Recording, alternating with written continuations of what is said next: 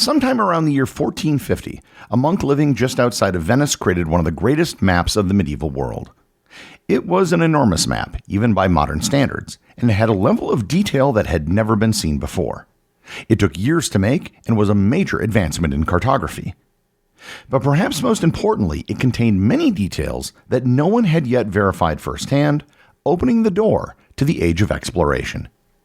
Learn more about the Fra Mauro map, how it was created, and its significance on this episode of Everything Everywhere Daily.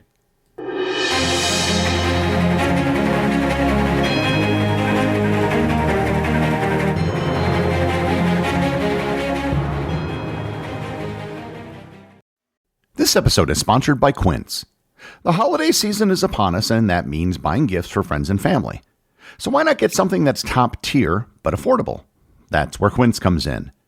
Quince has great items like $50 Mongolian cashmere sweaters that feel like an everyday luxury and wool coats that are equal parts stylish and durable. And you'll pay a fraction of what you would from other retailers, and their prices are literally listed on the Quince website.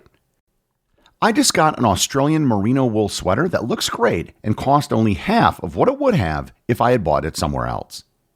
By partnering directly with ethical factories and top artisans, Quince cuts out the middleman to deliver premium quality at half the cost of similar brands and often even bigger discounts.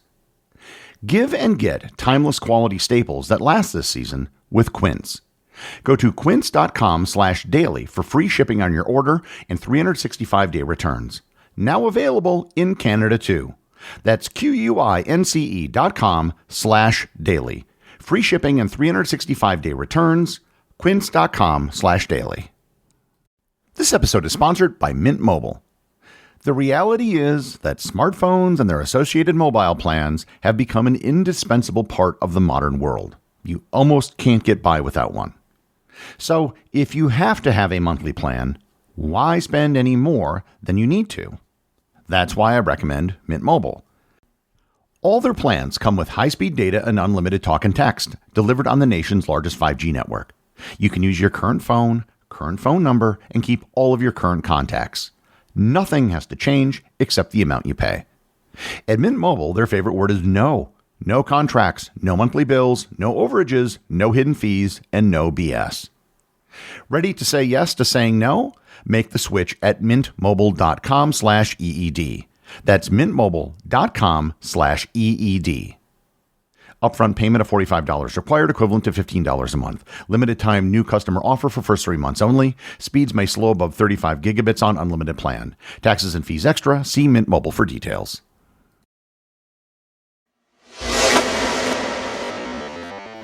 Before I start, let me clarify for the purpose of this episode, I'm calling the events that I'll be covering the late medieval period.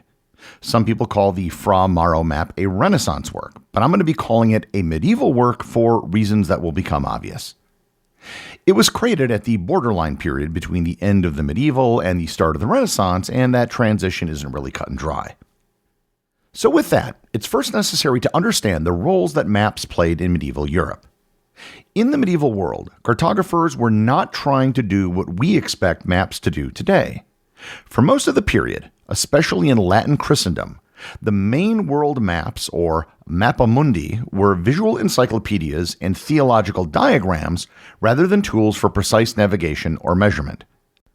They were organized around salvation history and biblical geography, so they always placed Jerusalem at the center of the map, the Garden of Eden at the top, and then arranged the 3 continents according to the sons of Noah, even when this distorted their actual shape and size. This emphasis on theology made it hard to incorporate new empirical information without disrupting the theological structure, and it meant that accuracy in distance, orientation, or coastline shape was often a secondary consideration. In addition to theology, there were also major conceptual and mathematical limits. Medieval mapmakers were aware of classical sources that described the Earth as a sphere, but they lacked a theory of map projections to translate a curved surface onto a flat sheet. The Mercator projection, which I covered in a previous episode, wouldn't be developed for over a century. For many charts, the Earth was treated as effectively flat, and distances and bearings were simply plotted on a flat plane, which worked okay for short ranges, but introduced growing distortions over larger ones. Without a systematic projection, there was no controlled way to manage trade-offs between shape, area, and direction, so scales wandered across the page, parallels and meridians were inconsistent, and different regions sitting side by side on the same map might be based on incompatible geometric assumptions. Measurement technology imposed another set of constraints. Latitude could be measured roughly from the height of the pole star or the length of the day, but the resulting values were often off by a degree or more. Longitude was effectively impossible to determine at sea before the advent of accurate timekeeping, which was still several centuries away. Lastly, information about many regions was thin, patchy, or mediated through texts rather than surveys. For the Mediterranean and Black Seas, sailors gradually produced remarkably accurate charts whose coastlines agree closely with modern maps, likely compiled from accumulated bearings and distances sailed. Outside of these intensely traveled waters, however, knowledge declined rapidly. So with that background, the story really begins in Venice in the mid-15th century. Venice at this point was one of the great clearinghouses of global information, a maritime republic that handled trade between the Mediterranean, the Black Sea, and via caravan routes and Islamic intermediaries, the distant markets of India and China. If one wanted to know about the rest of the world, or at least what could be known of it at this time, there was no better place to be than Venice. Merchants and sailors who traveled throughout Europe, the Near East, and parts of Africa all came to Venice. And it was here that a monk, known to us only as Fra Mauro, lived and worked. Fra Mauro was a 15th century Venetian Camaldolese monk and a cartographer who lived and worked in the monastery of San Michele on the island of Murano, which today is known for its famous glasswork.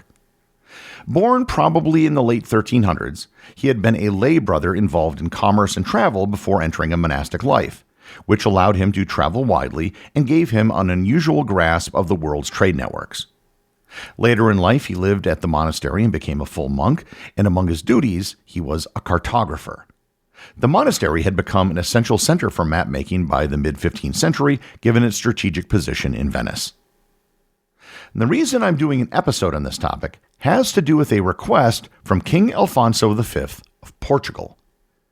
At some point in the mid to late 1440s, Alfonso requested a map that provided the most accurate representation of the known world. Portugal was at the forefront of maritime exploration during this period, and Portuguese sailors were gradually pushing down the West African coast, seeking routes to the wealthy markets of Asia and hoping to bypass the Ottoman-controlled Eastern Mediterranean trade routes. It's essential to note that this occurred very early in the period that would later become known as the Age of Exploration. No one had yet sailed around Africa to India, and no Europeans had sailed to the Americas.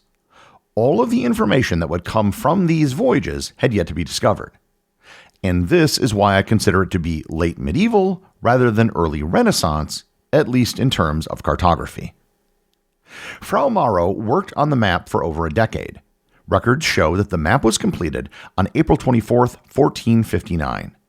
What he and his assistant, the Venetian pilot and cartographer Andrea Bianco, created was the most revolutionary map in history at that point. What makes the Fra Mauro map revolutionary for its time is its departure from the theological cartography that dominated medieval European mapmaking. Unlike the maps common in medieval Europe, which placed Jerusalem at the center and organized geography according to biblical interpretation, Fra Mauro's map attempted to represent the world based on empirical knowledge gathered from travelers, merchants, and explorers. The map is oriented with the south at the top of the map, a convention common in Islamic and some European nautical charts of the period, although it may seem unusual to modern viewers accustomed to north-oriented maps. The map sources were extraordinarily diverse for its time. Fra Mauro drew upon the works of Ptolemy, the ancient Greek geographer whose book Geography had recently been reintroduced to Western Europe through Byzantine and Arabic sources. However, Fra Mauro was not slavishly devoted to Ptolemaic geography and was willing to correct or reject Ptolemy's assertions when they conflicted with more recent information.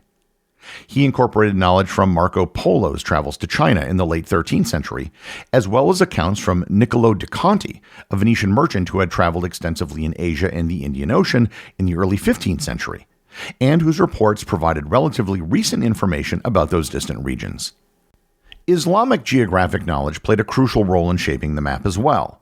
Through Venice's extensive trading relationships and the availability of Arabic sources, Fra Mauro had access to sophisticated Islamic cartography and geographic texts that contained information far superior to contemporary European knowledge about Africa, Asia, and the Indian Ocean. The map reflects this Islamic influence in its detailed depiction of the Indian Ocean, its relatively accurate representation of the African coastline, and its inclusion of numerous Asian place names and geographic features. The physical execution of the map itself is also remarkable. It was drawn on parchment mounted on wooden panels and features thousands of inscriptions in Venetian dialect, providing descriptions of regions, cities, people, and phenomenon from around the world. The map is a square approximately 2 meters or 6 feet on each side. These inscriptions are not merely labels, but often contain extended commentary, reflecting Fra Mauro's critical engagement with his sources. The map is richly illuminated with miniature illustrations depicting cities, ships, animals, rulers, and various scenes of human activity, making it not only a geographic document, but also a visual encyclopedia of mid-15th century knowledge of the world. One of the map's most significant features is its representation of Africa. Unlike earlier European maps that often depicted Africa as a relatively small landmass or left its southern extent unknown, the Fra Mauro map shows Africa as a large continent that could potentially be circumnavigated. The map includes an inscription suggesting that a Chinese junk had sailed around the Cape of Good Hope from the Indian Ocean into the Atlantic, demonstrating that such a voyage was possible. While the accuracy of this claim remains debated amongst historians, it reflects the contemporary interest in finding a sea route to Asia around Africa, a quest that would culminate in Bartolomé Diaz's actual rounding of the Cape in 1488. The map's depiction of Asia is extensive and detailed, showing not only the Near East and India, but also extending to China and Southeast Asia. Fra Mauro included information about the Mongol Empire, though by his time it had already fragmented, and depicted various Asian kingdoms and peoples. The representation of the Indian Ocean is particularly sophisticated, showing it as an open sea connected to the Atlantic, rather than as an enclosed body of water as Ptolemy had suggested. This correction of Ptolemaic geography had enormous implications for the age of exploration that was just beginning. In depicting Europe, Fra Mauro naturally had access to the most detailed and accurate information, and the continent is represented with considerable precision for this period. The Mediterranean region, which was the center of Venetian commercial interests, receives particularly detailed treatment. The map also shows parts of northern Europe, including Scandinavia, although with less detail and accuracy than the southern regions. The inscriptions on the map reveal Fra Mauro's methodology and his awareness of the limitations of his knowledge. He frequently cites his sources, acknowledges uncertainties, and notes where different accounts conflict. This scholarly approach distinguishes his work from many earlier maps and demonstrates a proto-scientific attitude towards geographic knowledge. He was particularly interested in recent discoveries and contemporary reports, showing that he conceived of geography as an evolving field of knowledge rather than a fixed body of inherited wisdom. If you look at the Fra Mauro map, your initial reaction might be that it isn't a very good map, but you have to grade it on a curve. Yes, it doesn't look like a modern map, but if you zoom in on particular parts of the map, it isn't that bad, especially given all the limitations of cartography that I listed at the start of the episode. The original map created for the Portuguese king is believed to have been lost, possibly in a fire or an earthquake. However, Fra Mauro created a second version for the Signoria of Venice, and this is the map that survives today. It's housed in the Biblioteca Nazionale Marciana in Venice. The map suffered damage over time, including water damage and deterioration of the parchment and pigments. However, conservation work has helped preserve this invaluable historical document for future generations. In honor of his work, there is a crater on the moon named after Fra Mauro, and the Fra Mauro Highlands became the landing site for Apollo 14. The Fra Mauro map wasn't just a landmark in cartography. While we don't have any direct proof, it's reasonable to assume that the map commissioned by King Alfonso of Portugal played a role in the continued support for voyages to seek a route to Asia that sailed around Africa, which was eventually done by Portuguese explorers. Likewise, because it showed the Indian and Atlantic Oceans being connected, It may have planted the seed for explorers to sail west in an attempt to reach Asia, which ultimately led to the discovery of the New World. As such, the Fra Mauro world map is more than just a monument of medieval European cartography. It's a work that, in a very real sense, may have changed the course of history. The executive producer of Everything Everywhere Daily is Charles Daniel. The associate producers are Austin Oetken and Cameron Kieffer. My big thanks go to everyone who supports the show over on Patreon. Your support helps make this podcast possible. And I also want to remind everyone about the community groups on Facebook and Discord. That's where everything happens that's outside the podcast, and links to those are available in the show notes. As always, if you leave a review on any major podcast app or in the above community groups, you too can have it read on the show.